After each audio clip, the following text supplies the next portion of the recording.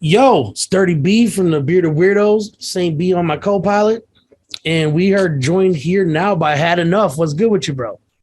I'm good, man. Just knocked out an interview about 20 minutes ago, so gave me time to. Just got your juices flowing. Yeah. Nice. Yeah. So, you're from Tulsa, Oklahoma, man. What the fuck is that like, man? What's the weather out there like right now? Right now, we've been 114 pretty much all summer. Jesus Christ. We went down to about 80, and then I think we're at 78 a few days ago. Today got hot again. So our high today was 75. Just a couple of days ago, we had a 91. And you guys are in Detroit, Michigan, right? Yeah. So the weather around here fluctuates, to say the least. Michigan is the state of 4 seasons in one day. Nice. For real, you can wake up in the morning and you need a jacket. It's cold. There might be a little snow on the ground. By the end of the day, you're in a t-shirt. Oh, shorts. Nice. Short shorts. Short shorts. Well, see, we're known for having like a bipolar weather because like it'll rain out of nowhere. Well, I think one year it was I think 80 degrees in December. And then I could go for that. Like I could really go for that. And then then we get like a snow blizzard in February. Dude, this shit's crazy, man. Yeah. Like I don't like to be a conspiracy theorist, but I don't believe that humans have a whole lot to do with it. But man, climate change is definitely a thing. Yeah. Because when I was a kid, in Detroit, we'd have like winters where there's snow piled up as tall as the tallest trucks. You know what I'm saying? And now I don't think I've seen a snow like that in 10 years. It's been a while. It's been a long time. Yeah. I've noticed it as well. I just don't see the whole concept that humans can change that. I think it's just. Well, I used to think that we had a big part in it, but then when I started listening to, I think it's Randall Carlson or somebody like that on Joe Rogan's podcast, and he was talking about, he did the actual research. He went and did core samples and shit. And he said that like the humans didn't do as much as we think we did. Right. You know what I'm saying? There's been like, peaks and valleys over the years. You know what I'm saying? It comes and goes. Yeah. Yeah. But also a lot of people don't like to think about the sun. The sun has a big part in a lot of that. Yeah. Yeah. But so I was reading over here. Let me check this out. Let me list off this list of names. I thought shit was good. It's a nice name. It's a nice name. So my man's been on stages with Bone Thugs and Harmony, Tech Nine, Kung Fu Vampire, Locksmith, Stevie Stone, Cage, Scarface from the Ghetto Boys, Mac Lethal. Fuck Mac Lethal. Mac Lethal ain't bad. Fuck Mac Lethal. I like Mac Lethal, especially his pancake video. That was my jam, bro. Lil White, fuck Lil White though. Fuck Lil White. Mayday, Ground Up, DJ Ability, Says Crew. Says Crew, that's right. Strange music in his bitch. Lil Easy, same here. I got that one on my repertoire. Moosh. I hope I'm saying that right. Moosh and Twist, DJ P, Obi Trice. We did one with Obi Trice too. Obi Trice, yeah, that was Winter Blast Bash. That was a nice show. At the Diesel. Props to you on that. Obi Trice that shit. D12. Mall Skull, DJ Scoo, Lil Scam, Early Adopted, Prozac. I love Prozac. Super Bob, Lewis Logic, E-Sid, Psycho Jesus. I think I've heard of Psycho Jesus. DJ Yella, I know exactly who that is. Yeah. Oh man. Yeah, that's a nice list. That's a nice list, bro. I actually been meaning to update the list because I've been working with LSP very recently. Like I've done some shows with Scum. Poetry is the only person. No offense to Insane Poetry, watching, but Insane Poetry is the only one on that label I can even tolerate. Oh yeah, I'm not a big like horrorcore fan. You know what I'm saying? Like, don't get me wrong. I live in Detroit. You know what I'm saying? I'm surrounded by it. Most of my shows are usually horrorcore, but it's not like my genre I go to. See, that's the funny thing is, I get the horrorcore title a lot but you can see I'm a horror fan, so that me too. Comes in my music. But like I've done shows with like Anybody Killer, but I don't sound anything like that. I don't think I don't think anybody sounds like Anybody Killer. I don't think anybody sounds like Anybody Killer. He sounds like it's a different like. I just have a different approach on the lyrics or whatever, but nice approach. Though we watched that video, the first video on your list, like that popped up. I was reading in the bio. It said that your main focus when it comes to music is basically keeping it real and spitting about real life scenarios and shit. Yeah. I can't remember which who actually, because I've hired a few people to write a biography. So, but everyone, move. but I've never had anyone write a biography that at least didn't hear my music. You know what I mean? So, but as far as the horror thing, LSP has actually been the most horror I listen to, but there's like a lot of lyricism comes from that label. But Insane Poetry, I actually have him on my new album. Nice, we've done a few songs. Scum's on it. He's super cool. We've done some shows. Scum is cool. He's a good dude. Ivan is a great dude. I'm really not a big fan of his music, but Ivan's a pretty solid guy. He is. He's like, I would say, like, definitely like one of the coolest and nicest people. And remember, no disrespect, to each his own. You know what I'm saying? It's just not my genre. I mean, I'm not big into fucking gutting babies. You know what I'm saying? And fucking nuns. Don't get me wrong. Every now and then I might say some shit like that. But see, for me as an artist, as much as you, because I do like to keep it real most of the time. But to be honest with you, I'm from like a whole different like era. You know what I'm saying? Like for me, it was battle rap. You know what I'm saying? Everybody around me battle rap. So most of my bars are like bombastic and super sarcastic. And a lot of things I say, clearly I didn't do. You know what I'm saying? Like, so I think we're a little bit opposite on that spectrum. Yeah. But real recognize real. Good, good cadences, good voice, good beat selection. You know what I'm saying? Oh, yeah. That goes a long way. Yeah, totally, man. Yeah, we all have different taste.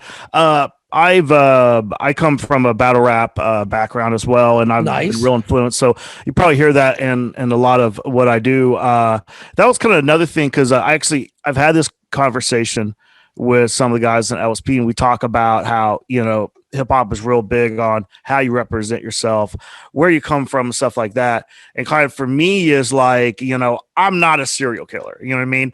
I you know what I mean? Yeah. But thing is, a lot of my horror rap stuff, which the new album has a lot of that. A lot of it is me having fun with lyricism, like wordplay, rhyme schemes, stuff like that. But like a lot of these songs, like the one song I got with Insane called Bloodbath and Beyond. Bloodbath and Beyond. I've actually said that in a bar before. I like that. Yeah. That song, there's samples from Hellraiser, and even the hook has a reference from it. So I'm really kind of rapping as if I was Pinhead or something like that. Yeah. So stuff like that. And so a lot of songs are just kind of influences from stuff like that.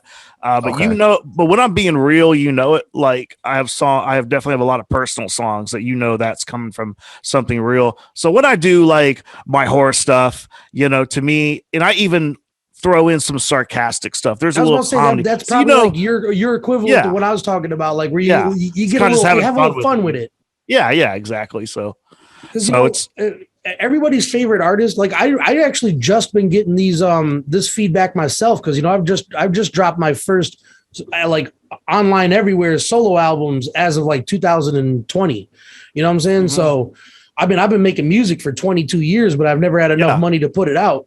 But the one feedback I've been getting that I didn't get ever before is that a lot of people been really, really digging my like real life shit where I'm just talking about facts or speaking shit. I didn't realize that there was such a big genre, or not genre, but this market. For it. I think that's the word. Market. That's the word I'm looking for. Market. For it. Yeah. Because I mean, think about Jelly Roll right now. I mean, that's that's the whole premise of what he's doing. So. I mean, continue down that road. He's again, like he's saying, he's more bombastic. He likes to stretch things. I'm in your lane. Like I like to stick to as much real shit as I can and stay along that path. He actually surprises me when he says some wild shit. You know what I'm saying? Yeah. I'm like, what? Yeah.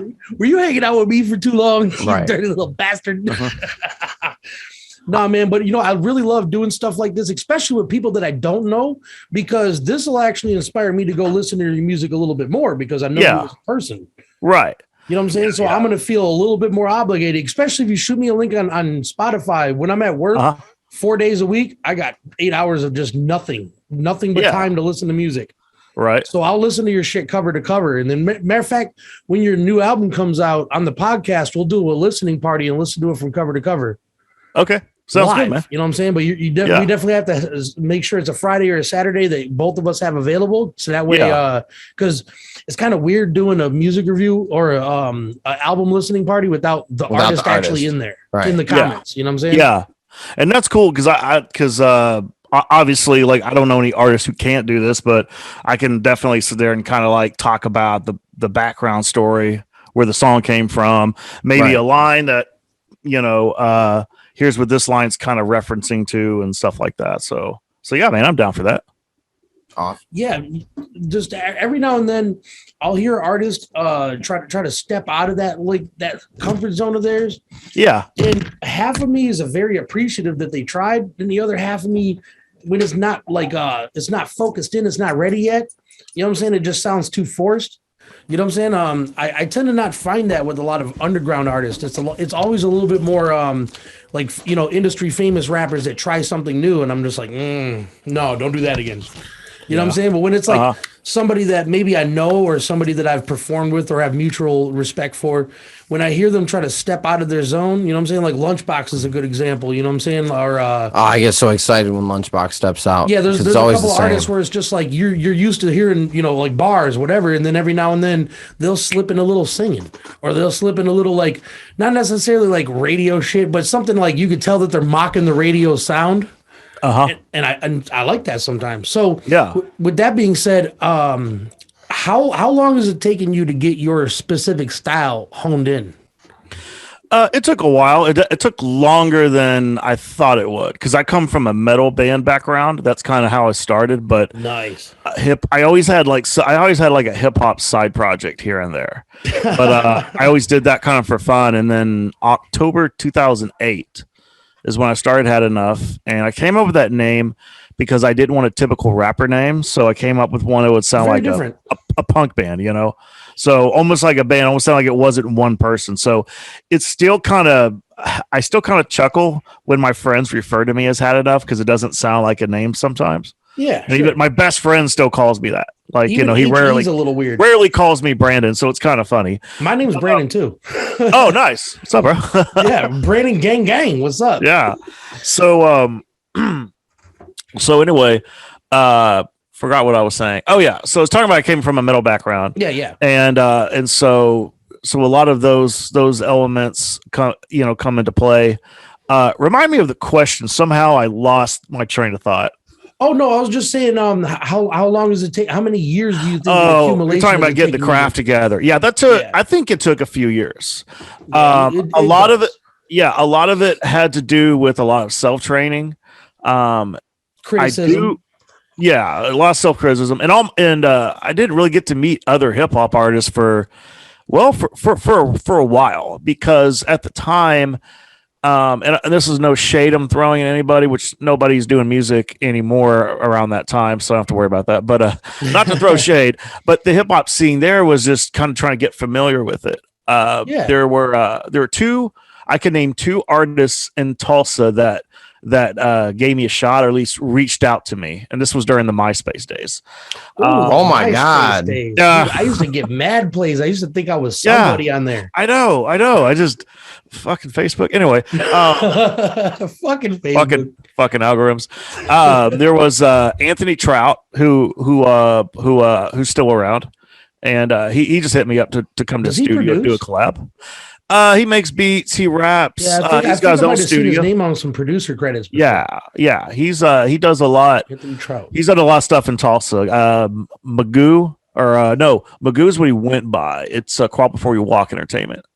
So he did a lot of stuff. Even that sounds familiar. Yeah, he's done a lot of work out here. And then Young Trife, he was happened to live in the same town as me at the time, or close to, and he was doing a lot of hip hop showcases.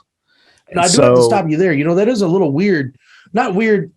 It's actually the way it's supposed to be done. Yeah. But here in Michigan, we have the opposite effect. It's like, dude, I'm here for me. Fuck you. When I'm done, as soon as their set's done, they're out. They leave and they take all their fans with them. Oh, Tulsa! Oh my God! Not just Tulsa, but a lot of cities I played. Like it's weird. I hate that shit.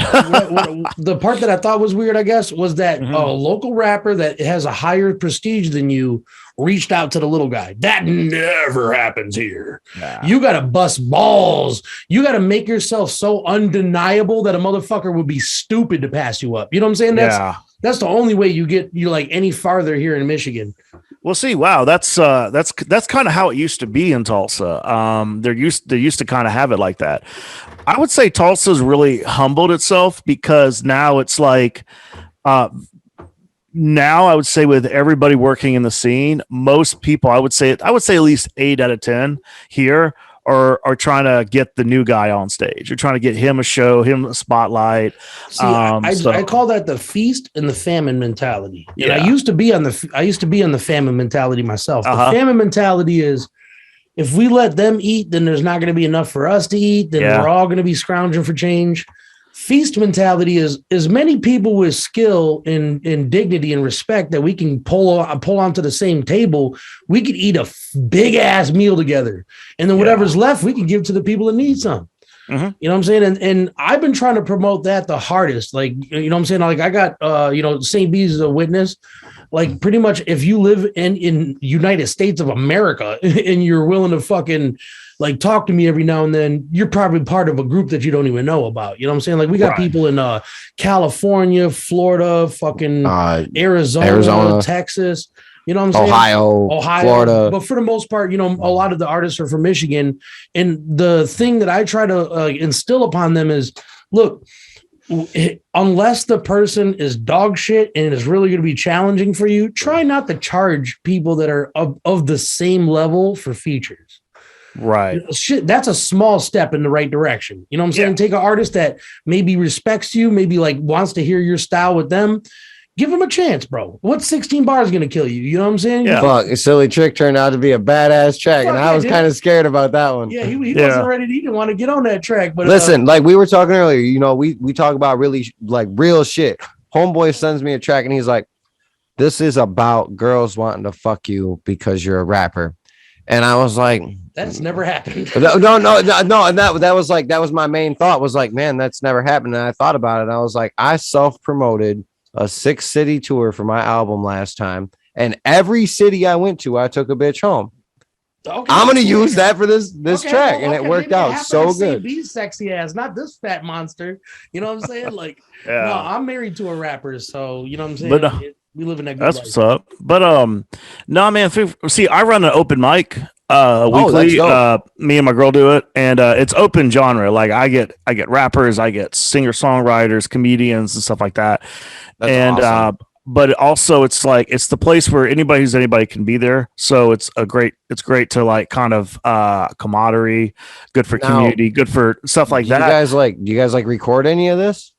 My girl helps me run it, so she films everybody's set. She'll do a big post. Okay, it's actually helped us promote it. So it's wonderful because like there's a place in Florida called the Sugar Shack. Yeah, and that's how I've heard like 6 different artists just from following that. The Sugar Shack. So how I operate is like obviously open mic is for everybody, but when I do my actual shows, I'll tell them I'm very selective. And it's you gotta be. Now, as far as music, as far as talent, I do believe it's subjective. Because like I said, when we started the podcast, we all didn't have the same taste in music or taste in artists. So I try not to. I don't judge so hard on that. I try my best, but I don't. I don't do the lip syncing thing. If they're gonna jump around and just rap their ad libs, I've never been a fan. That's my problem with Lil White right there, bro. Yeah, that's my problem with Lil White. I got even bigger problems with Lil White. We're not even gonna go there. All right. Well, it's cool. I got my problems with Obi Trice, but it's all good. Okay, that's cool too. Like, yeah. I've never heard anything good or bad about Obi Trice. Yeah, that's usually a bad thing. Maybe it's just Obi Trice is Obi Trice. That's kind of how I handle a lot of. Maybe that's just who they are. Sum it up. Don't meet your idols. Yeah. Speaking of idols, I haven't addressed this, and since my next podcasting until Friday, this will be uploaded either tonight on Tuesday or tomorrow on Wednesday. But I do have to say, man, rest in peace, the GOAT, the best battle rapper to ever live on this planet. Oh man, absolutely. Dude, and you know what? I know there's a lot of controversy out there about him dropping that game disc, and he died very shortly after that. A trusted source, Disaster, another famous battle rapper, was with him in during this time, and he actually got stabbed breaking up two people fighting. Damn. Oh, average Pat Stay love type shit. You know, he always try to spread positivity and try to be the guy that's the bigger man. You know what I'm saying? And he didn't get him so far. But it got him stabbed 37 times is where it got him, dog. Now, with that being said, let's get back to this because this actually brings up something we were talking about earlier. So LSP and battle rap. Why don't you talk to them because you got their ear? Why don't you talk to them because I feel like they do deserve to have maybe the first in a thing. Okay. How about you talk to them and see if you can't orchestrate them to start a horrorcore battle league? That's interesting. Wouldn't it be? Because then I would listen. Because then you got like people trying to prove themselves and see who can get darker and who can mutilate a person in the best fashion. I'm gonna strangle all your children, have them lock me in a prison. It's so complex that they're gonna lock away the prism. Like, you know what I'm saying? Like, no, I could definitely get jiggy with a LSP battle league. That's interesting. Great. That's interesting. Dirty. Never thought about that. Closer to the I never thought about it. So when did you like start making music? Like 2008, I think I read. Well, I'd say, or when you first. I would say music wise, like music in general. I would say late 90s, early 2000. How old are you, dog? I just turned 41. Gee. Damn. I thought I was like, I don't mean that rude. Like, I'm 26. Yeah. Like, I'm still a baby. I'm still wet behind the ears and shit, you know? Like, I'm 33, so I'm on my way, bro. Damn, you're Save a spot for me.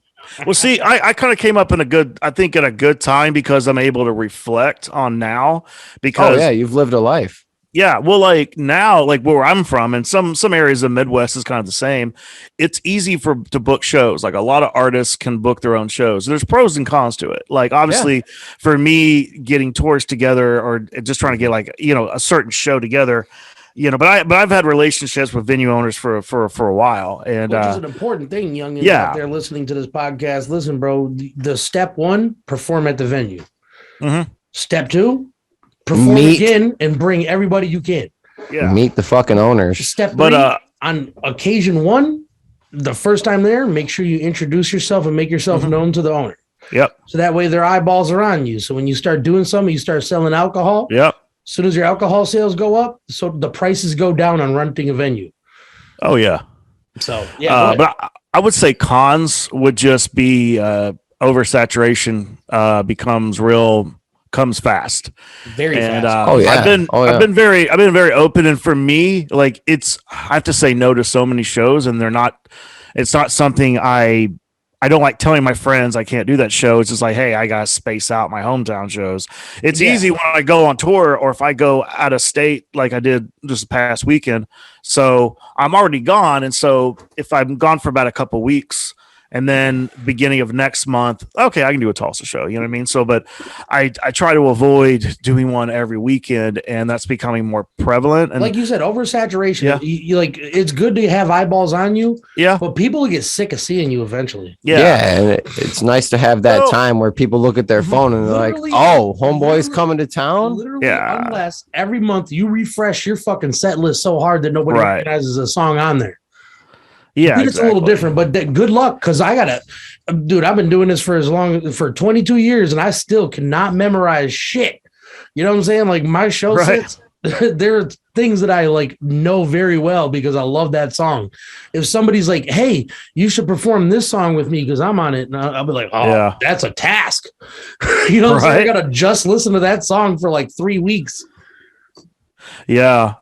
Really for me, just from my perspective, and these are just conversations I've had with like promoters, venue owners and stuff like that. And like when, there's venues where they rely on the artist to bring them. So if you're playing at in your city every weekend, it's starting to no one's coming after 2 weeks. And then, and I tell, and I tell everybody, it's like, dude, like, it's business. So, but bars will eventually just like cut you off because they're like, okay, well, you're not bringing it. Nobody's coming in.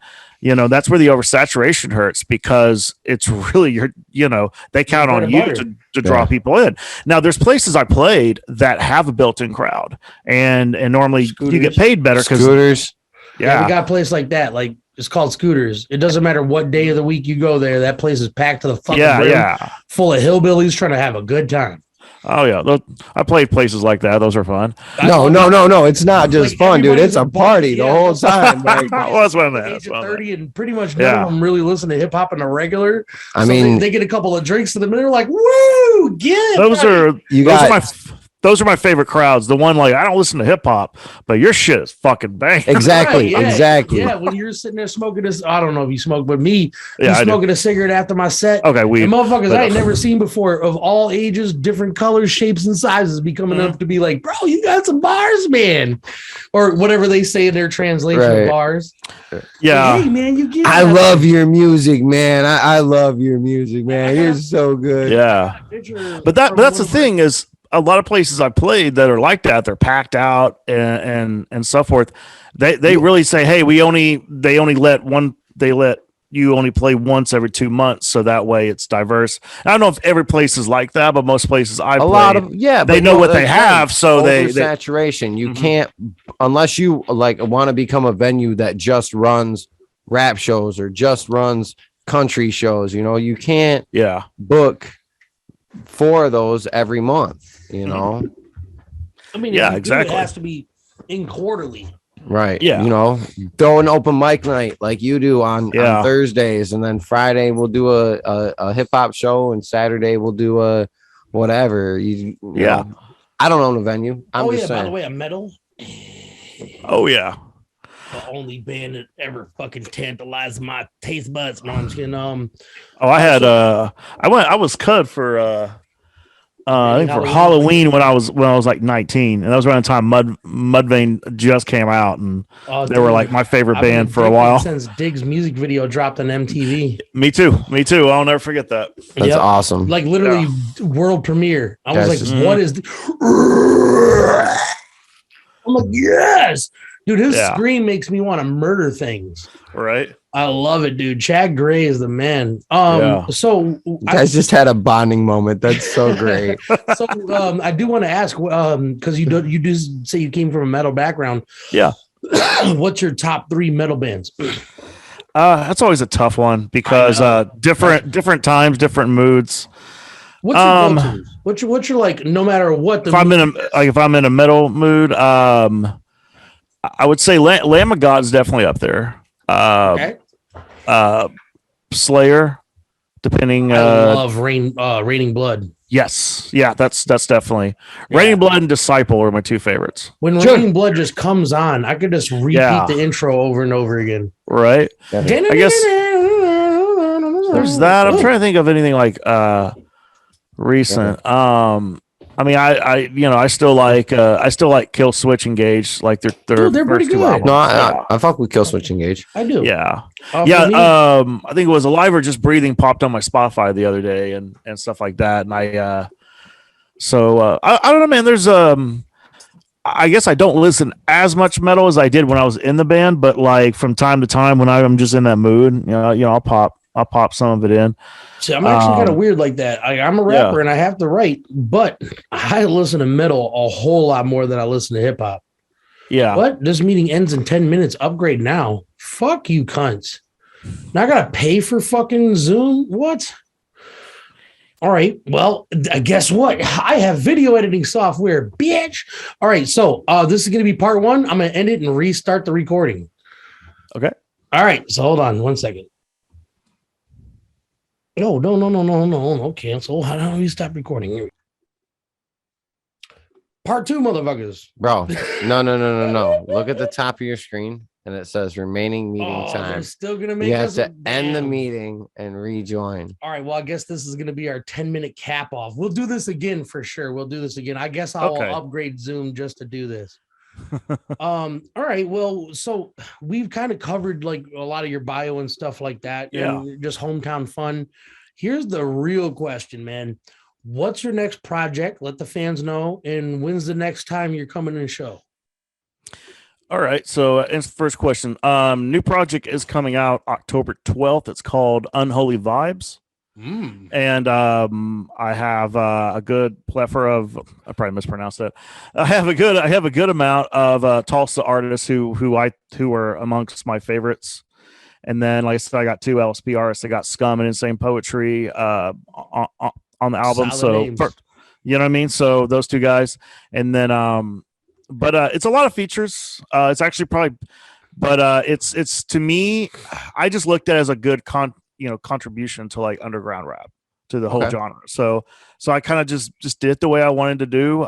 There's definitely some statements about the music industry, what's going on now, like as far as like social media, government, shit like that. But a lot of it is just there's lots to talk about there. Yeah, but there's a little bit of that, but a lot of it is just lyricism. It's just bars. I tell people like it's basically a rap album for horror movie fans. It's the way I look at it. So, I would dig that. So I would dig that. I think so. So that's kind of how I did it. I had a lot. I mean, so if you enjoy lyricism, I think you'll enjoy a lot of what I have to say. I definitely went with the hardest beats I could find, and so have you dropped a single for that album already?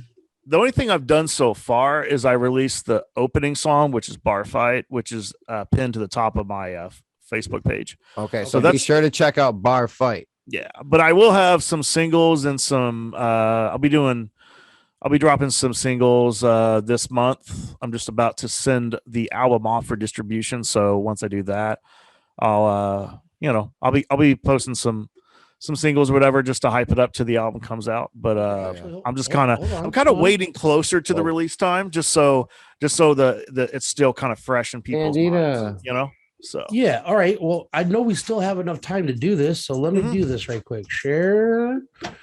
Give me one quick second. Share screen, share sound. Yeah. Oh yeah. Check this out, ladies and gentlemen, and everything in between.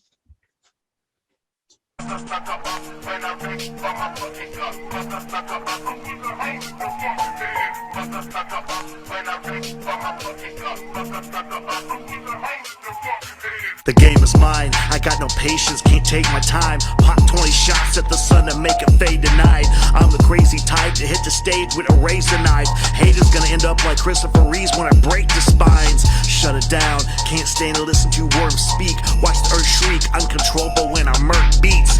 Mumble, world's change, this shit is pure weak. Done so much damage, no one of these new rappers got slurred speech. Why y'all so desperate to be celebrity pop stars? Flexing streams with these paid for bot farms. Not enough MCs, too many fake prophets. Your favorite rapper lies to the youth to make profit. I can't relate to y'all, you don't know what true passion is. Mainstream rappers are just bootlicking the establishment. Bandwagon bitches, you don't stand for liberation. Reading script written by lobbyists and crooked corporations. Industry puppets, fake numbers, keep the masses ignorant. Outside the matrix, you get smoked like a pack of cigarettes. I don't fuck with your phony kind, I don't tell a lie. Fuck you, this is Unholy Vibes. Gang, yeah, no, that's how we do it. Yeah, pretty much. So yeah, that's pretty much a good like introduction, kind of get you like, okay, this is what we're in for, kind of thing. You know what I mean? Yeah, no, that's definitely like a good juice up. You know what I'm saying? That's yeah. Get people's juices flowing. Right. Yeah, man, I'm looking forward to listening to some of your stuff because I've only listened to one song, so I got a very small understanding of what your music is. But yeah, it was something I could fuck with. You know what I'm saying? It wasn't some dog shit ass mumble rap. It wasn't some super saturated horrorcore. It had a little. I definitely gave a taste of my mind what I think about mumble rap there. So yeah, no, that was kind of what, dude. Music. I understand that it goes through phases, and some things people like, and some things people forget. But there's always going to be a place for lyricism. I don't care how saturated the market gets with mumble rap. You're never going to find a time in hip hop where people don't at least want to hear some bars. You know what I'm saying? Mm-hmm. And that's been proven over and over again. Joyner Lucas, J. Cole, Mercules. They didn't blow up for nothing. I love Mercules. Yeah, I did. I did a show with Mercules a few years ago. He went on a huge tour. I think it was it was like a big United States tour. And that dude's cool. Like he'll let you hang out and talk to him and stuff like that. Was another thing I've noticed is like I'm noticing more definitely the guys that came up viral. Yeah. They do a lot of they're real focused on doing free meet and greets. You know, and I never because the people that they're meeting and greeting are the reason that they're where they're at. Yeah, exactly. I have this I don't know what you want to call it, a code of honor. Yeah. Until I'm dead, no matter how famous I get and how much money I have, I will always never charge for features. You know what I'm saying? I'm happy to accept tips, but I don't care if, I get 1,000 submissions in a month. I will have to do 1,000. It's not going to happen in a month, but you bet your ass everything I get sent is going to have a Dirty B verse on it waiting for you. That's cool. Yeah. I've been doing my thing on features. I mean, I've had friends that like cash at me $100 to do a verse. Damn. And so that's just out of love, that people do that for me. But I always just kind of like offer other stuff like, hey, do you want me to get it mixed and mastered for you? Like I always try like work for every penny. You know what I mean? Right. Yeah, but for the most part, when people hit me up for features and ask me what I charge, man, like I think the last guy to hit me up, I was like, well, man, how about we do this? Why don't we just set it up where I just get a percentage of what the streams or sales are? Drop me 10% on the splits. Yeah, so because like I said, this is not throwing shade. This is just my opinion. I see so many posts on Facebook and a lot of rappers who I'm friends with, and I kind of get where they're coming from. $175 for a verse. Or I've seen guys charge $600, and I'm like, why would I'm sitting here like in the right mind pay that? There's artists like underground artists who have a big pool who don't charge that much. So. Right. And I know everyone's saying, hey, it's a business, it's work. And I'm sitting here like, okay, most of us have our own studios. How long does it really take? How much work really takes to write a verse? And I know we all hate the word exposure, but I do believe in good exposure. And so any press is good press.